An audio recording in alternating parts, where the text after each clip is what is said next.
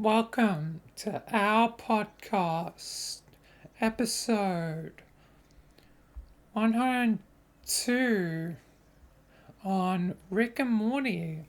So, we're finally going to talk about Rick and Morty because somewhat recently, was the end of the seventh season of Rick and Morty. So yeah, I'm gonna talk about Rick and Morty. So one thing to get right out of the way, Justin Roiland is gone. You know, now there's new voice actors, for like Rick and stuff, and Morty. Like for Morty, it seemed like pretty similar. Like the differences in Rick were a little bit noticeable, but I got used to it as the season progressed. You know, it's kind of like a crow situation, like Ruby, like the voice actor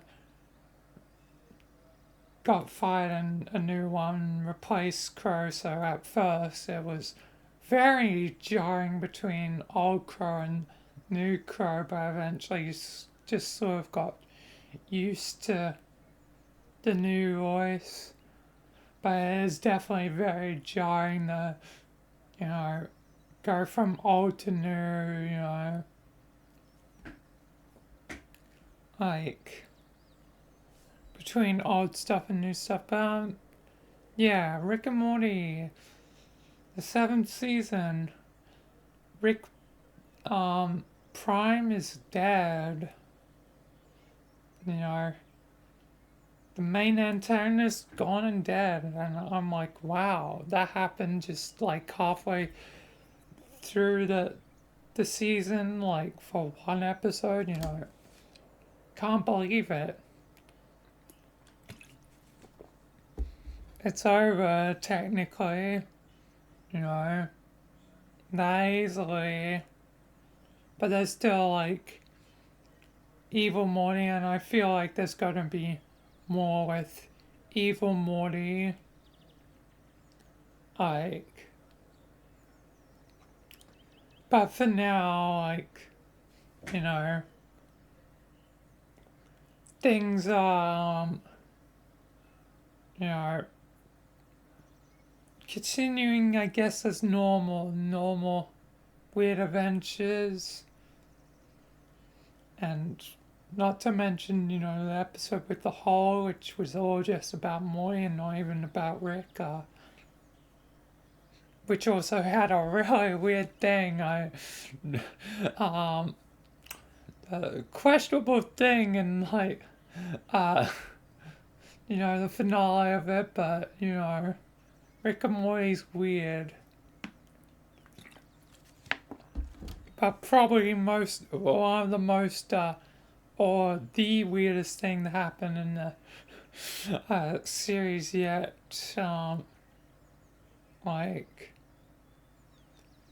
yeah, um, yeah, but yeah, overall, I think pretty good season 7. Or the previous seasons, I guess. You know, I'm mainly interested in the story.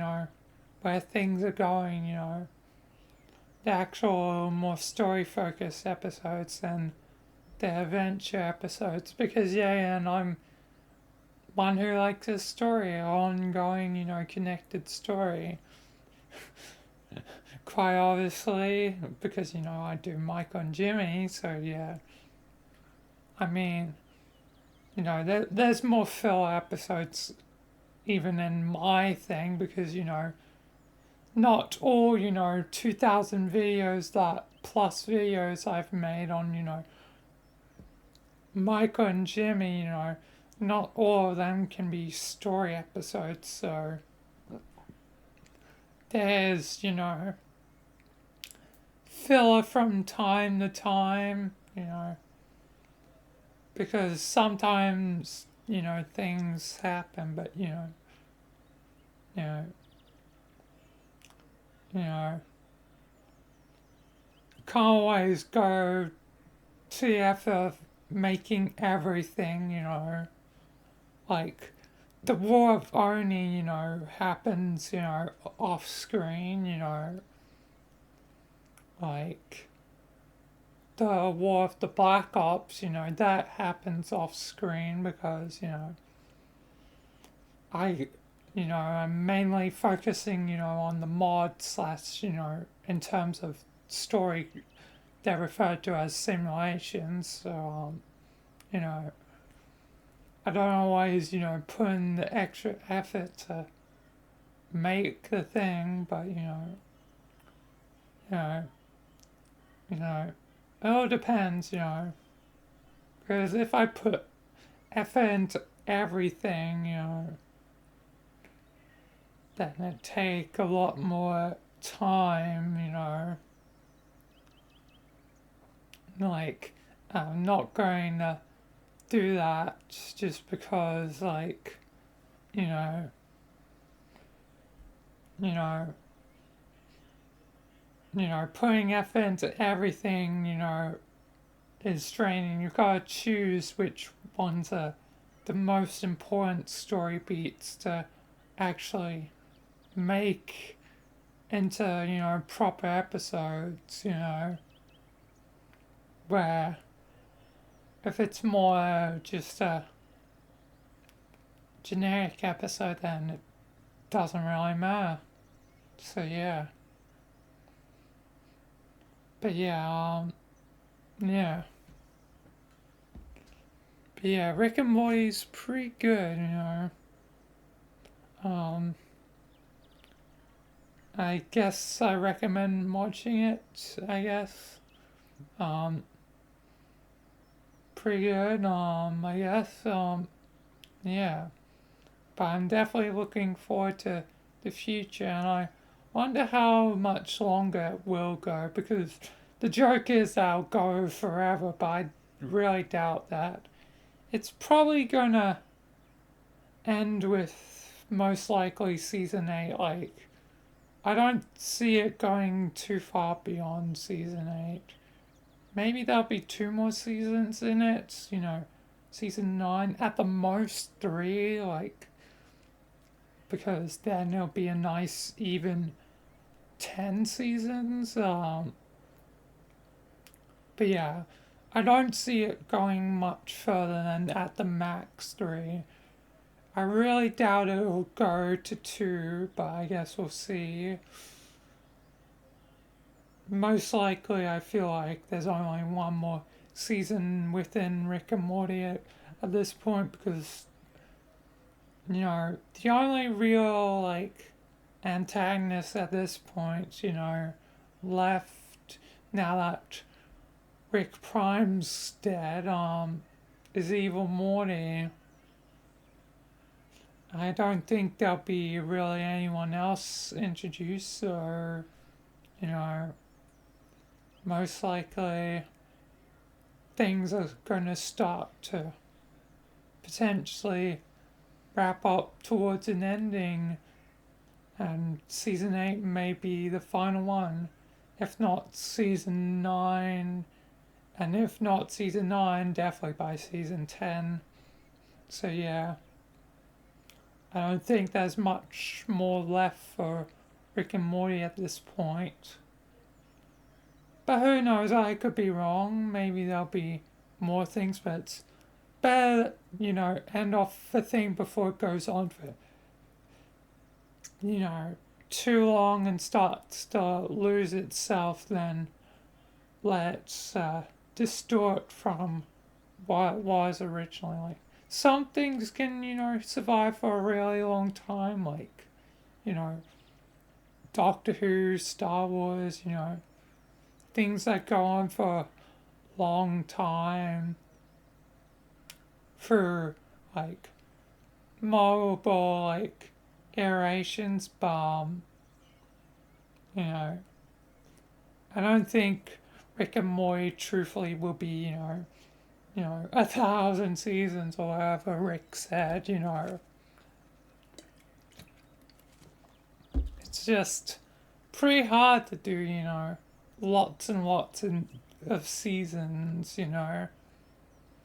unless you're like, you know, breaking the seasons up in a way that makes it easy, to do tons and tons of seasons, like how I do Jimmy, because, each mod slash simulation is a season, or each campaign, like full campaign, is a season. So at this point, I've done like 45 seasons about in just the Jimmy the Spaceman like seasons alone. So yeah. So 45 like full campaigns basically. So that's a lot of campaigns. I've played a lot of goddamn Halo. Like a lot. Like Halo has basically become, the main thing, the main thing, the main reliable thing, because there's so many goddamn mods, and it's very easy, to keep doing mods for you know seasons, it's a reliable way of continuing to do content when, I've already played certain games, or, done series on certain other games, and yeah. Because Michael is long past the days of dealing with SCPs for the most part. Like, I can't even remember the last time Michael actually properly, like, dealt with a SCP. Like, that isn't just, like, in his, like, sort of inner circle of friendly SCPs, like the Plague Doctor 106, or, like, 343, like, being God, like, I legitimately cannot think of the last time I did a SCP focused episode, so, you know, it's long past those days, because now Michael's dealing with the living darkness and enigmas and all that stuff. Like, he's gone beyond just being an SCP guy. It's like I've made my own, you know, SCP world, that's not technically even SCP, because, the enigmas and, living darkness are basically, my own creations, obviously inspired by, other things, you know, such as, the dark presence from Alan Wake, which I, when I got to Alan Wake, I'm surprised, how similar my living darkness was to the dark presence, because before Alan Wake, it was inspired from, the Noir map and the devouring map in VR chat. Like, I didn't even, know about, Alan Wake too well, like, back in, you know, December of 2020 when everything began. Like, back then I may have heard of it like once or twice, maybe. I don't think so though. Um, but never really investigated Alan Wake. So when I eventually got to Alan Wake, thanks to probably mainly thanks to Control, like the other Remedy game that's basically like SCP Foundation the game. You know, it's basically like SCP the game. Like Control is, you know, basically the closest we'll probably get to, you know, a proper AAA, you know, um, you know, you know, like SCP game. Like, there's definitely games that are close, I would say, but most, SCP games are indie, so, Control is basically the closest one, you know, you know, to being, AAA, and, I guess I would count Remedy at this point as a AAA studio after all their work that they've done, you know, even though they're not the biggest, you know, maybe not the most well known, but I say they're pretty well known at this point,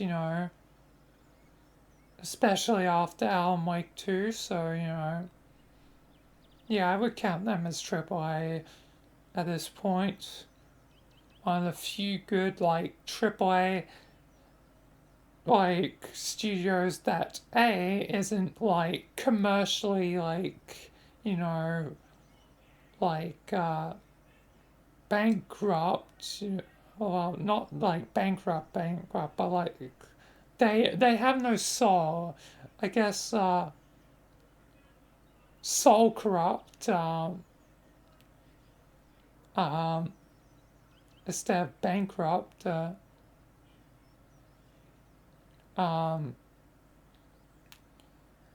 and or there's the other side where they're technically a good AAA studio, but they, don't really do anything, like, you know, or rarely release games, you know. I'm talking about, Valve, you know, things that, companies that take a long time between releases, you know, good ones that, you know, you know, take a long time, and Valve's really one of the only examples. I guess you could potentially, count Rockstar, I guess. Um, but you know, otherwise, you know, there's not many. I guess you could also technically count Nintendo, but they usually do actually release stuff more often. But yeah. Hey, Mark 22, welcome. But yeah, I got way off topic from, the point of this our podcast. Gone on an absolute tangent. But yeah, Rick and Morty is good. All this because I started, delving deeper and deeper, like, first into stories and then somehow to, games, and really a big tangent. But yeah. Yeah. But yeah. Yeah. But yeah. Rick and Morty's good, and I guess I recommend it. Yeah, and hopefully, there'll be good games in the future. But indie games are mainly where good games, come out. You know, these days. I mean, look at goddamn Lethal Company. That's amazing. And by the time this video, comes out, you know, there'll probably be more updates. So yeah. But yeah,